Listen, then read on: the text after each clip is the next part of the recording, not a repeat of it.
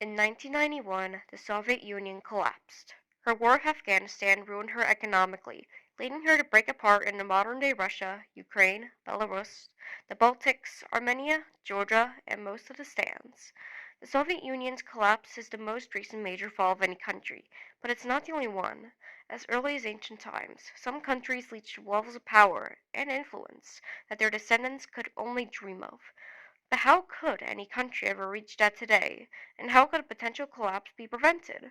Well, there's no place to begin other than the biggest empires the world has ever seen. However, we won't be including colonial empires.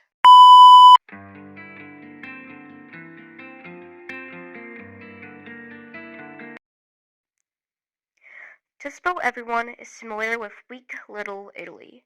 She may have historical landmarks, popular food, and even have two micronations trapped within her walls. But she's far from her former self.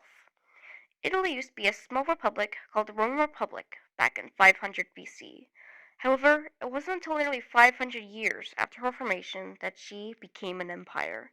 Before the Common Era began, the Roman Republic was at war with herself, led by tensions between her people and her government, and civil wars between different groups. Julius Caesar's son, Augustus, helped in transforming the Roman Republic into the empire we know. For years, the Roman Empire was an autocratic empire that spread drastically across Europe, Arabia, and northern Africa for the next century after its formation as an empire. In the Roman Empire, about 1 million people lived under one leader, in which all the important decisions were made. But what made an empire as great and mighty as the Roman Empire crumble, fall, and eventually disappear like it was never there? Well, by the 4th century, the Roman Empire was in a terrible situation. Her land was split apart, corruption was on the rise, and her land was being taken over by the Germanic tribes that created Europe's biggest powers today. All of this led to the failure of her military and eventually the failure of her empire as a whole. In 476, chieftain Odoacer finished off the last there was of the Roman Empire, bringing her Roman era to an end. At the end of the day, the Byzantine Empire took the Roman Empire's place, giving her years to wait until she could eventually rise again.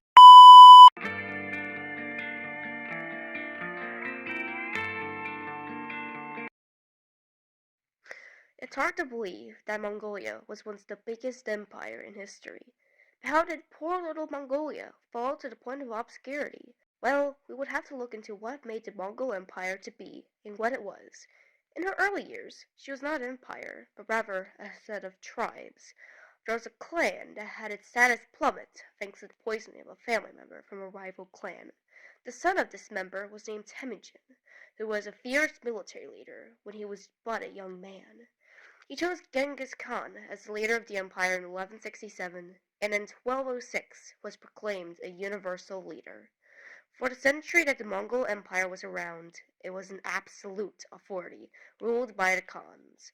Throughout the 13th century, while Europe was dying from the Black Death, the Mongol Empire stretched from Japan all the way to Hungary. To give a good idea of that, the size of the Mongol Empire was between 9 and 12 million kilometers squared. In no time, the Mongol Empire had invaded Kievan Rus and attempted to invade Japan. However, they failed twice. Everything began to fall apart when the Mongol Empire grew too big, and once the empire's unity collapsed, the empire was split into four parts: Central Asia, Russia, China, and Persia. The Mongols' reign as an empire officially ended when the last emperor of the empire died in 1370.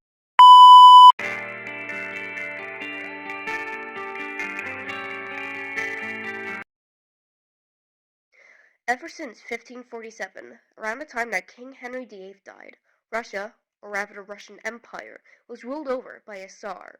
By the 20th century, Russia was the poorest European country, or at least one of the poorest, and was destroyed by previous wars. To catch up with Europe, the Russian Empire had a long, painful industrial revolution, where too many people were moving in, and many of them had to live in poor conditions. Because of how poor the economy was, Russia had to opt out of World War I to deal with the revolution it had caused. Once the revolution was successful, Nicholas II was replaced by Lenin to rule over the brand new Soviet Union with its brand new Communist Party and Marxism. However, in 1924, Lenin died. To replace Lenin, then well-known Joseph Stalin took his spot.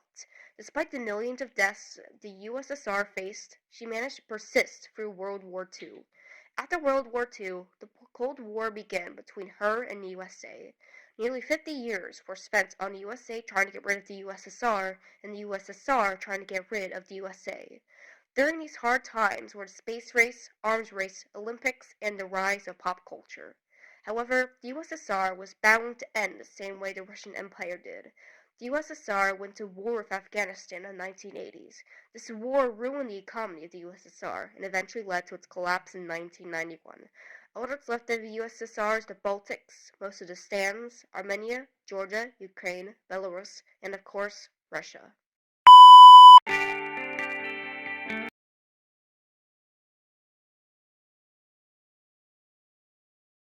Now that I've talked about these empires, do you notice something? A similarity? A difference? These empires lasted for at least half a century and were able to span wide tracts of land, even though the Mongol Empire became too big to even contain itself. Of course, empires don't last forever. Only time will tell what the future will bring to the world. Will a new empire form? Or will an empire fall? Could a World War III happen? Could even the collapse of civilization itself happen? Possibilities are endless, and it's interesting to think about. Just so you know how it happened in the past before thinking about what the future could look like. Because if the past is the result of the present day will be a result of the future. This is Prisman signing off.